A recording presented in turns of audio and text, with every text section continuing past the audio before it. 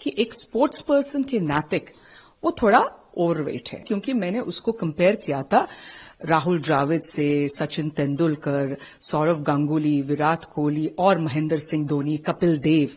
कि जिसका काम उसी को साजे, दूजा करे तो ठेंगा बचे।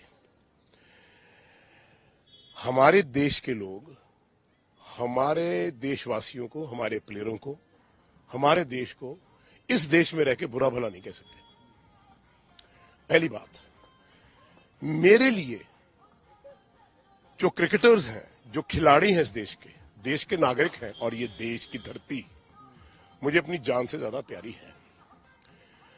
अगर पॉलिटिकल सिस्टम में कहीं भी लोग, कोई भी बैठ के अगर ऐसी बात करता है और उन प्लेयरों के बारे में बात करता है जिन प्लेयरों ने इस देश को इतने सालों से गौरव दिया है, प्राइड दी है, टूर्नामेंट पे टूर्नामेंट जिताए हैं, वर्ल्ड रिकॉर्ड है, दुनिया के सबसे ग्रेटेस्ट प्लेयर्स हैं, उनके बारे में अगर आप बोलोगे तो थोड़ी बहुत शर्म जिंदगी में आनी चाहिए। मेरे हिसाब से ऐसे लोगों को इस देश में रहने का हक भी कोई नहीं है, बेशक वो कोई भी हो, जो इस देश के खिलाफ बोले, जो देशवासियों के खिलाफ बोले, खासकर प्लेयरों के खिलाफ बोले। क्रिकेट हमारी पूजा है, क्रिकेट हमारा धर्म है। हम एक सीरीज हार गए न्यूजीलैंड से, हम ऑस्ट्रेलिया में हार गए, तो बहुत कुछ विराट कोहली और रोहित शर्मा के बालाजी को बोला, तो मैं और सब लोग खड़े हो गए उनके लिए कि नहीं, इनमें बहुत क्रिकेट बाकी है, उतार चढ़ाव तो आता जाता है। अरे जो आदमी 15-16 साल से इतना परफॉर्म कर रहा है, वो क्लास कभी नहीं मरती, ये जो है फॉर्म जो है आती जाती रहती है। मुझे इतना बुरा लगा है, इतना दर्द हुआ है कि ये चीजें पाकिस्तान में हो रही थी। अभी उनके दिग्गज खिलाड़ी खड़े होके क्या कह रहे थे, और जी ट्रे आई है केलियां दी बांदरा ने खानी है। वो कह सकते हैं अपने प्लेयरों को, अपने अवाम को कि ये बांदर हैं। हम कल्चर्ड लोग, पढ़े लिखे लोग, हिंदुस्तान के वासी, हम और जो नागरिक इस देश को चला रहे हैं, एमपी कोई भी हो, अगर वो अपनी जुबान से, और वो भी हमारी जो माँ बहन बेटी जैसी, जिस औरत की हम इतना आदर सम्मान इस धरती पे करते हैं, इस देश में करते हैं, वो ऐसे बोले तो दिल फटता है। ये ऐसे है कि किसी माँ ने अपने बेटे को कोख से जन्म लेके उसको मार दिया हो। मेरे लिए एक ऐसी बहन जिसने अपने भाई की रखड़ी बांध के उसको तोड़ दिया हो, एक ऐसी बेटी जिसने अपने बाप को घर से निकाल दिया हो। ये मुझे ऐसा लगा।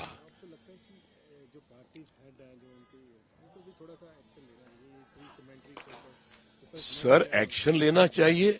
आप कोई भी हो, आप किसी भी ओहदे पे हो, आपका कोई हक नहीं बनता कि अपने देश, अपने देशवासियों और अपने खिलाड़ियों के खिलाफ बात करने का।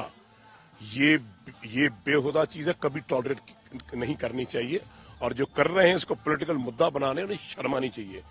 अगर मैं पार्टी का होता, अगर मैं प्रधानमंत्री होता, तो मैं बोलता अपना बोरिया बिस्तरा पैक करो, देश से भाग जाओ।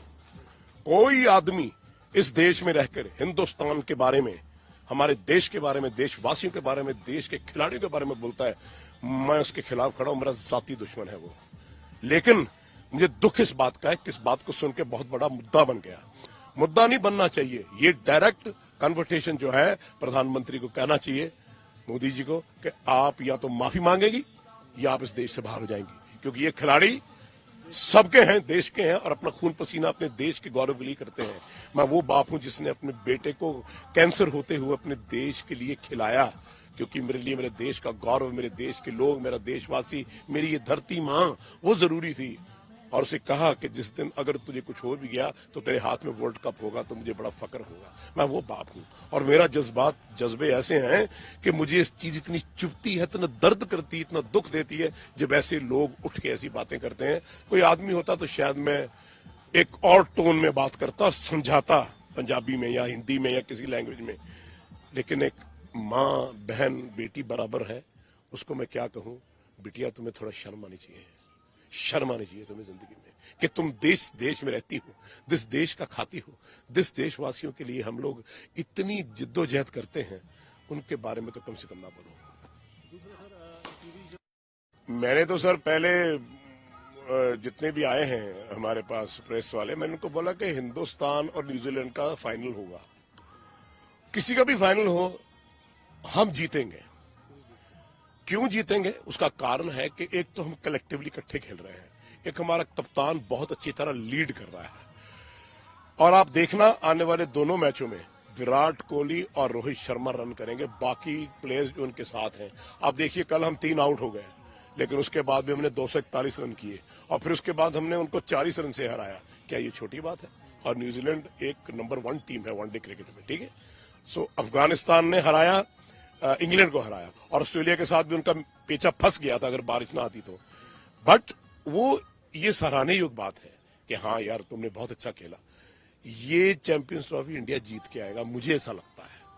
क्रिकेट में कुछ भी हो सकता है, लेकिन जिस तरह के हमारे स्पिनर्स गेंद कर रहे हैं ना, और मैं समझता हूं वही हमारा ट्रम्प कार्ड है और वही हमारी जीत है।